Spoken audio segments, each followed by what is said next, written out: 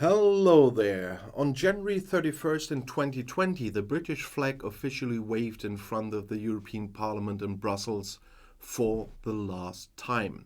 On that day, Brexit took place, the exit of the United Kingdom from the EU. Now, almost 3 years later, 65% of Britons, that's around two-thirds of the population, want the 2016 referendum to be repeated, and that's according to a poll commissioned by the Independent newspaper. The UK has been hit hard by Brexit. The country has struggled with several government crises and is currently dealing with a severe economic crisis.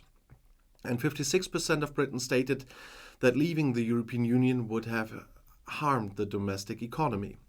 A year ago, that was just 44%. The promises made by Brexit supporters have not been fulfilled, and the country's global influence has significantly deteriorated.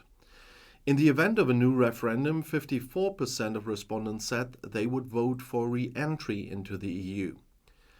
Living, learning, working without borders.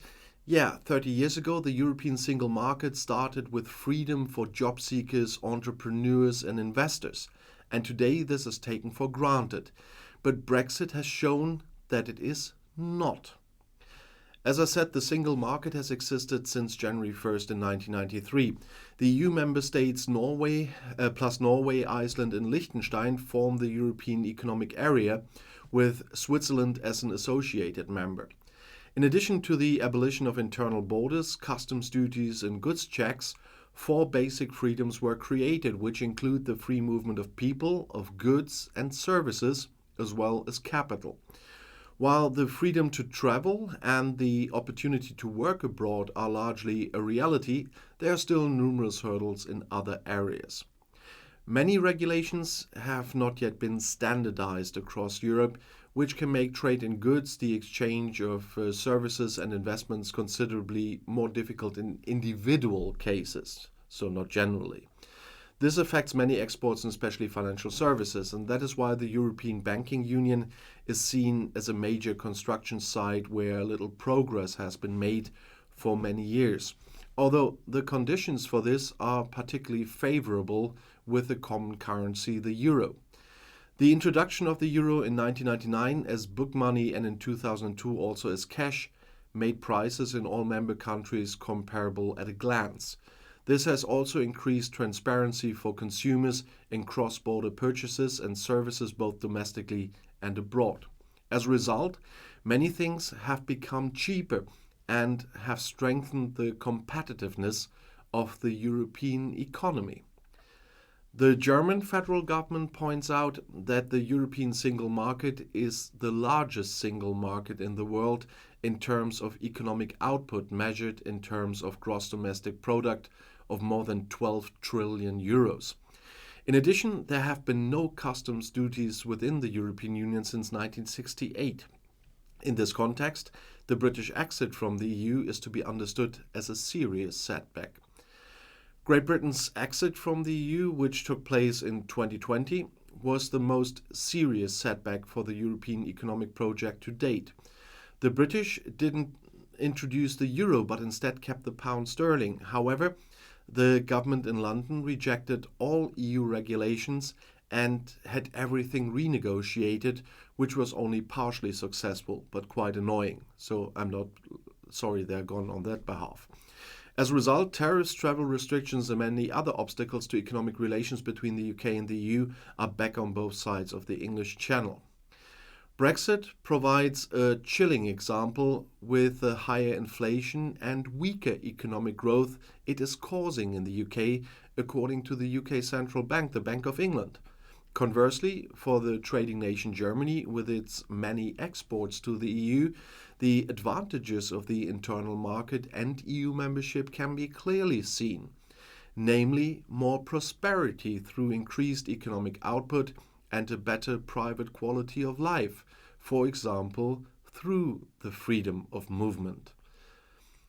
The German federal government points out that companies in the common market could manufacture and offer their products in larger quantities. This reduces costs and not only brings low prices for consumers. This also strengthens international competitiveness compared to other domestic markets such as the USA or China.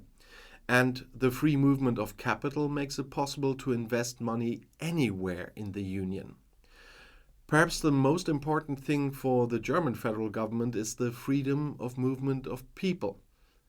EU citizens can travel, they can live, they can study and work anywhere in the Union.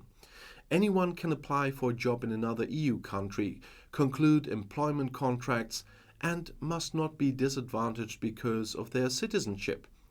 This should also apply to professional qualifications such as diplomas or master's certificates.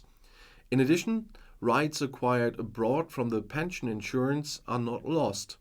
That and the European health insurance create the general conditions for retirement anywhere in the European Union.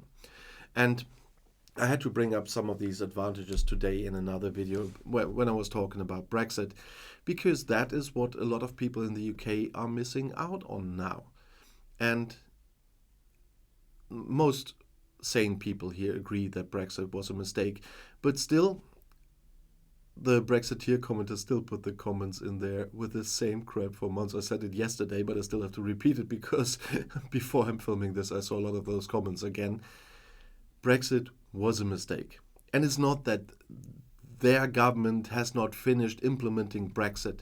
What Brexit have you voted for? In the 2016 referendum, you just decided on leaving the EU. And nothing else was on the ballot paper. So, what is the real Brexit that you voted for? The Brexit you voted for that was on the ballot paper, you got it. 100%. You got 100% of that. Britain is out of the EU, all the political parts, and Britain is out of the single market, and Britain is out of the customs union. So that's what you voted for. And nothing else was on the ballot paper. So, well, we still have to hear that crap, and they still come up with the Ramona button and so on.